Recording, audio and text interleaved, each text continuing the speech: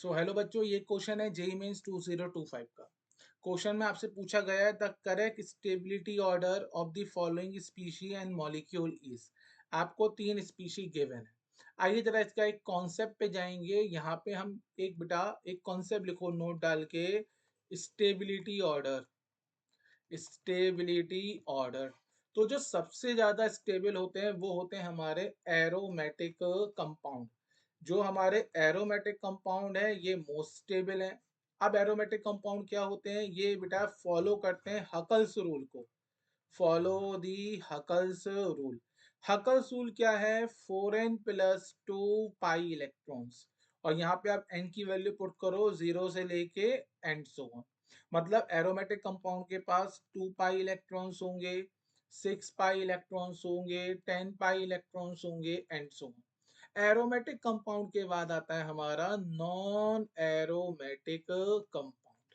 Non aromatic compound, ठीक है, non aromatic compound. ठीक है, नॉन एरोमेटिक कंपाउंड के लिए कुछ चीजें चाहो तो आप ध्यान रख लो क्या क्या हो सकते हैं। एक तो इनके अंदर क्या होगी, डिसकॉन्टिन्यूअस, डिसकॉन्टिन्यूअस रेजोनेंस या कॉन्जुगेशन। डिसकॉन्टिन्यूअस कॉन्जुगेशन ये हो सकता है ना। या फिर ये एसाइक्लिक भी हो सकते हैं, या फिर ये हमारे नॉन प्लेनर भी हो सकते हैं। तो बहुत सारे पॉइंट्स हैं नॉन एरोमेटिक बेटा। हमारे ऑड इलेक्ट्रॉन वाले जो होते हैं वो भी हमारे सब नॉन एरोमेटिक ही होते हैं। और लास्ट में हमारे पास आता है एंटी एरोमेटिक। एंटी एरोमेटिक, तो एंटी एरोमेटिक जो होते हैं हाईली अनस्टेबल होते हैं। एंटी एरोमेटिक कंपाउंड पहचानोगे कैसे, 4n पाई इलेक्ट्रॉन्स वाले को, है ना, 4n पाई इलेक्ट्रॉन्स वाले को। अच्छा, याद रखें एक चीज मैंने लिखी नहीं है, समझा देता हूँ। जो एरोमेटिक एंटी एरोमेटिक होते हैं इनमें कुछ पॉइंट्स कॉमन होते हैं। जैसे एरोमेटिक हमारा कैसा है, देखो एरोमेटिक हमारा साइक्लिक है, साथ में कैसा है, कॉन्टिन्यूअस कॉन्जुगेशन है, कॉन्टिन्यूअस कॉन्जुगेशन है, साथ में कैसा है, प्लेनर है।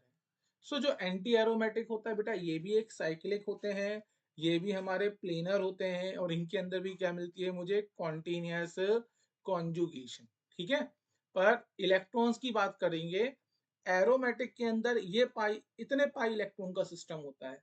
एंटी एरोमेटिक के अंदर क्या होंगे, 4 पाई इलेक्ट्रॉन्स, 8 पाई इलेक्ट्रॉन्स और 12 पाई इलेक्ट्रॉन, 12 12 के गैप पे एंड सो ऑन। अब आते हैं अपने क्वेश्चन पे, है ना। अब हम मूव करेंगे अपने क्वेश्चन पे। तो क्वेश्चन में आपको सबसे पहले दे रखा है पी कंपाउंड। ये आपके पास है एक पी कंपाउंड। इस पी कंपाउंड में अगर आप देखोगे यहाँ पे एक एनायन दे रखा है। क्लियर है कि नहीं है। तो अगर आप यहाँ, निगेटिव का मतलब होता है 2 इलेक्ट्रॉन्स, नेगेटिव का मतलब क्या है, 2 इलेक्ट्रॉन्स। तो यहाँ पे जब आप pi electrons, total pi electrons जब काउंट करोगे तो यहाँ पे टोटल पाई इलेक्ट्रॉन्स हो जाएंगे 4 पाई इलेक्ट्रॉन्स। और 4 पाई इलेक्ट्रॉन्स की वजह से ये क्या बन गया, एंटी एरोमेटिक। ठीक है, आई थिंक पी आपको क्लियर हो गया। पी के बाद है आपका क्यू। पी के बाद है आपका क्यू।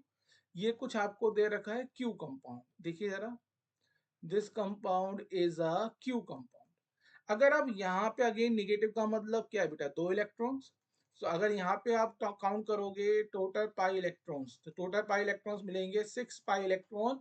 और ये कंपाउंड हमारे लिए कैसा हो गया, एरोमेटिक। कैसा हो गया, एरोमेटिक। यहाँ पे समझने वाली चीज क्या है, वो है आर। आर वाला चीज जो है बड़ी इंटरेस्टिंग चीज है। देखो जरा, ये आपको स्ट्रक्चर दे रखा है आर के लिए। ये आपको आर का स्ट्रक्चर दे रखा है। मैं पाई बॉन्ड बना देता हूँ, 1 2 3 4। अब बच्चा गलती क्या करता है, बच्चे को लगता है सर देखो ये तो 8 पाई इलेक्ट्रॉन्स हो गया, और 8 पाई इलेक्ट्रॉन्स का मतलब ये एक एंटी एरोमेटिक हो गया। क्या हो गया, एंटी एरोमेटिक। और वहीं पे क्वेश्चन इसका क्या हो जाएगा, गलत।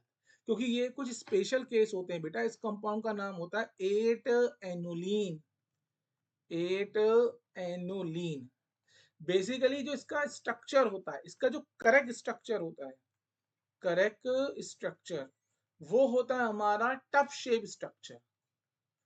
Tub shape structure. अब देखिए मैं बना के दिखाता हूं, ये है इसका टब शेप स्ट्रक्चर।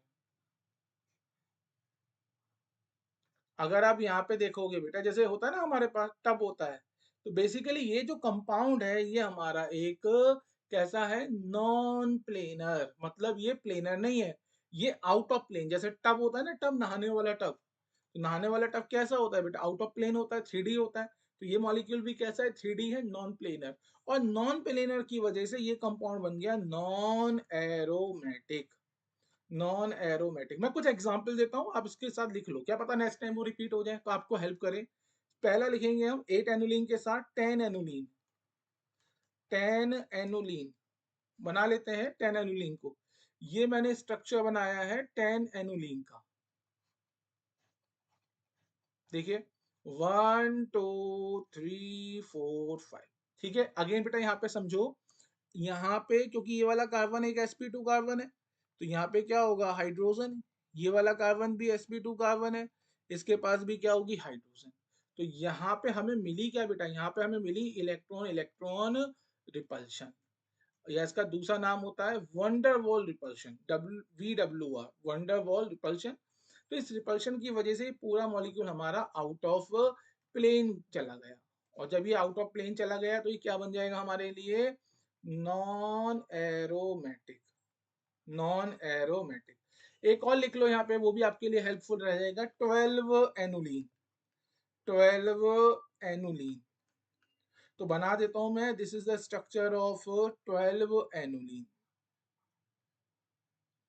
सो 1 2 3 4 5 6, तो यहाँ पे भी बेटा सेम चीज है। इन सब कार्बन के पास क्या है, इन सब कार्बन के पास है हाइड्रोजन।